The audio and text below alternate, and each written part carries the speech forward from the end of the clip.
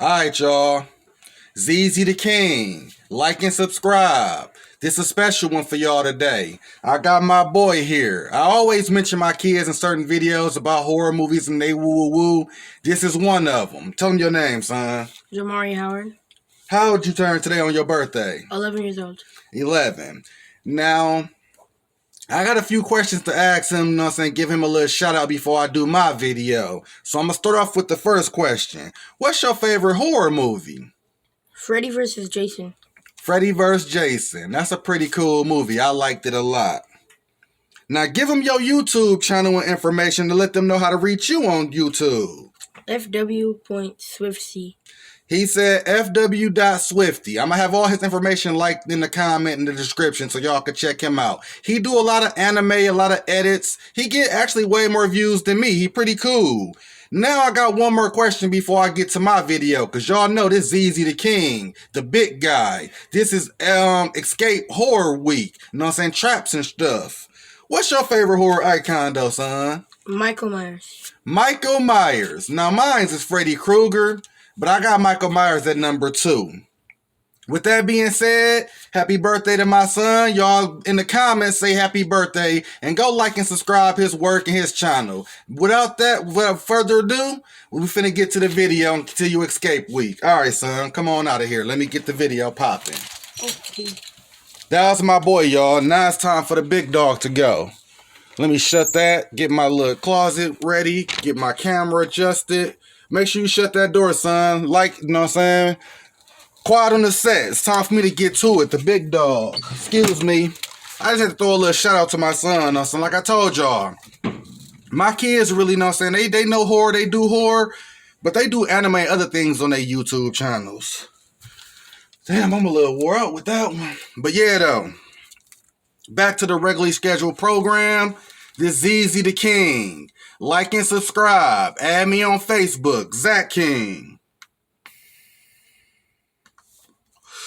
Like I said, I'm continuing my Escape Trap Week. And this is a special one for y'all. This is a Stephen King hidden gem. I got 1408, 2007 horror room type of situation. And you damn sure if you saw 1408, you know this is a trap room. Spoilers for the movie. We had a budget of $25 million, a box office of $133 million. Normally I say that's sequel bait, but this is a one-off type of movie. Everything, even if it make money, don't have to have a sequel. But this was a great movie.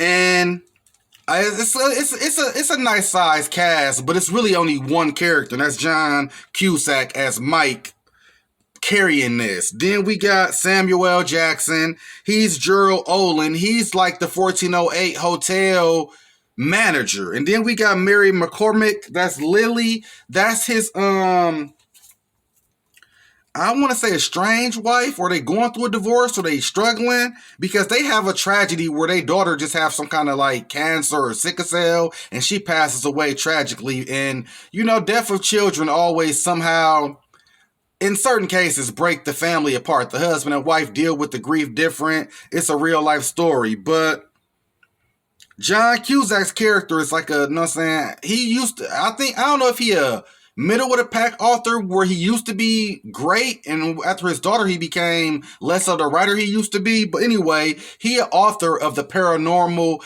buff. He basically do paranormal activity where he go to the houses of these encounters and rebut the conspiracy of it being haunted. So he do book tours throughout the countries he going to, the cities and states where it's like a tragic horror happened in a particular house. People died or whatever the case may be. And now it's been paranormal activities been known to happen in that place. So he go to those kind of places. That brings him to the Dolphin Hotel, which is 1408. And then the thing about this movie is the 1408 hotel is a prestige hotel in downtown Manhattan in New York, Broadway, I'm thinking. But it's had 56 deaths in this one particular room, 1408. And these deaths are horrific. It wasn't murders. These are self-deletion. I'm not going to say the S word. Self-deletion is how I'm going to put it from here on out. I got to be more cognate of my language when I say things like the R word or the S word. I'm gonna find a new word for them so you know what I mean. But 56 deaths, self deletions let you know something is going on in this room that make people, know what I'm saying, tap out basically. So Samuel is giving John Cusack the 5 minute tour. Like, man, I can get you in a suite, penthouse, anywhere. I got champagne for you, any room but 1408. It's just not good. John Cusack character Mike is just like, man, listen, I'm a paying customer. You can't deny me. You can't discriminate. I know the laws. I got lawyers. I want 1408. It ain't booked. It ain't under repair. It's no reason you can't, you should deny me. So he like, all right, man, fuck it. I'm gonna give you 1408. You still can get the bottle and the cigars and all of that, but I'm telling you, it ain't sweet. He like, yeah. I know you got to do your job, keep up the hotel prestige about the room, but this is just nothing but tragedy to happen. And I'm finna be here all night just to debunk that. So he get to the room like a normal hotel room, nothing special. You know what I'm saying? Then like, he get to, know what I'm saying, chilling. He get his little Jigsaw, you know what I'm saying? You know how Jigsaw had a little tape? So he get on his little tape recorder like, yeah, I've been here 30 minutes, nothing happened, you know what I'm saying? They knocked on the door a few times trying to see if I was okay. Everything's straight, you know what I'm saying? He just examining the room. He doing an investigative reporting or whatever, but he really think it's bullshit. Cause he telling a fan of his at the bookstore earlier, like, I've been to every tragic house in American history. He naming falsified things and real life tragic events where the place is hallowed ground. So he like, I've been to these places. I slept in the I slept in the bed that woo got his head cut off in. So he really looking at this hotel like, man, this shit's sweet. I'm in a nice little hotel for the night in New York. I'm talking about like 20 minutes later, the motherfucking radio come on with a creepy ass little song get the playing. So then it basically sets the clock to an hour, basically telling them you got an hour to live, and the only way you can get out is checking out. When you look out the 1408 window, it's like the 14th floor, obviously.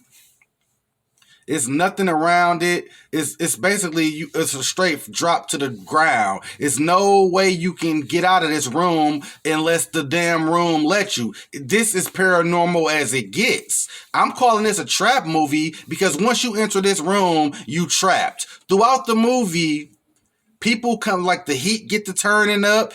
The maintenance man come like, yeah, I ain't coming in the room, but I instruct you what to do.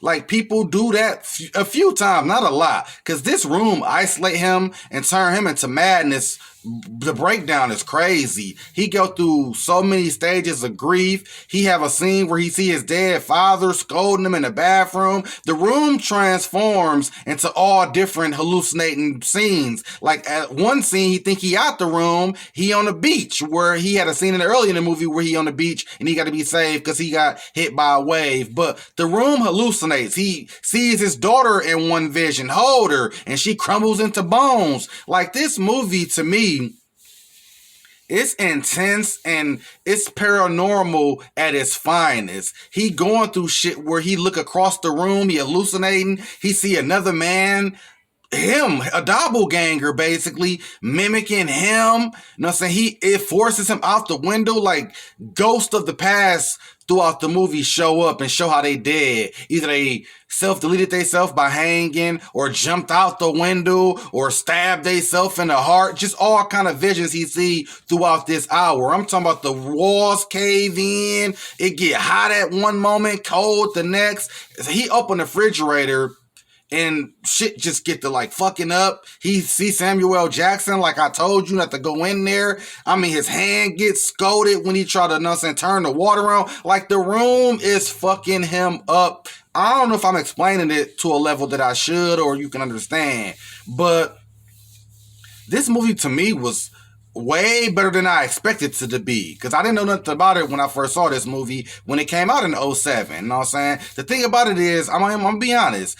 For you young viewers who might be watching this, a bootleg, if you know what a bootleg is bootleg copy of the movie. Maybe somebody was in the theater and recorded it. So back in the day, before streaming became popular and before Redbox took over Blockbuster and streaming, bootlegging was the shit. You could have a career at that. You know what I'm saying? If you had top notch, you know what I'm saying, DVD type of material. My point is, I saw it on a DVD. So it was blurry, dark at certain scenes, not great. So when I first saw it, Clear was like the next year in '08. And it was, I mean, this movie great. The cinematography, the acting. John Cusack, he carried a role by himself. Now, it's characters that sprinkled in throughout the movie here and there, but this is basically him alone diving into madness. At the very end,